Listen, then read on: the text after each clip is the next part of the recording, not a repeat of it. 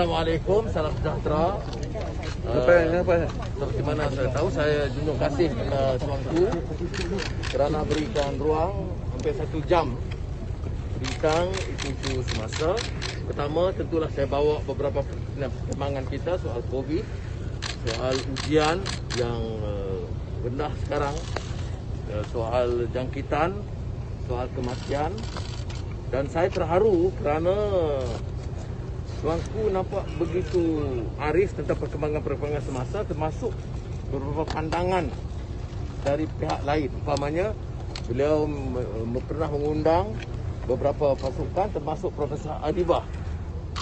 Jadi saya rasa hal ini juga harus ditahu oleh masyarakat bahawa tuanku sebenarnya ada menyampaikan hal-hal yang sedemikian kerana kearifan dan maklumat yang beliau ikuti.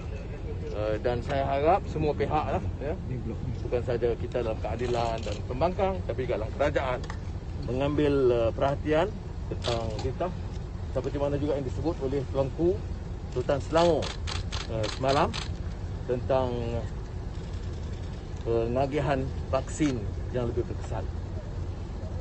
Mengenai darurat, seperti mana kita tahu, kalau ikut susur galur sejarahnya, bila kerajaan dan kabinet Perikatan Nasional kemukakan pada peringkat awal, itu telah tidak diterima oleh tuanku. Tetapi bila dikemukakan kali kedua dan nasihat Rampi dijalankan, jadi kita bayangkan pandangan kita bahawa penerusan darurat ini akan menyebabkan kerugian kepada negara, tidak membantu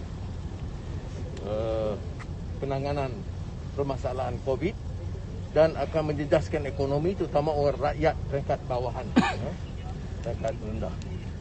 Dan kita tengok semua langkah yang boleh dilakukan tidak memerlukan darurat. Jadi kita merayu kepada tuanku supaya menghalang penerusan ini sedaya upaya, walaupun tuanku tepat mengatakan bahawa patuh kepada semangat Raja Berperlembagaan mengikut nasihat Perdana Menteri. Parlimen, seperti kita tahu beberapa bulan yang lalu, tuanku telah pun mengeluarkan pandangan kenyataan warkaf untuk meminta supaya Parlimen boleh diadakan dengan syarat kerajaan bersetuju. Itu pun tidak dilakukan. Saya jelaskan hal-hal ini kerana ada persepsi yang berbeza, seolah-olah hal ini tidak dilakukan. Jadi ini sekarang. Yang lain kita bincang soal kedudukan dalam negara, keyakinan rakyat, keyakinan pelabur dalam negara dan luar negara yang meminta supaya ada satu perubahan peralihan yang baik.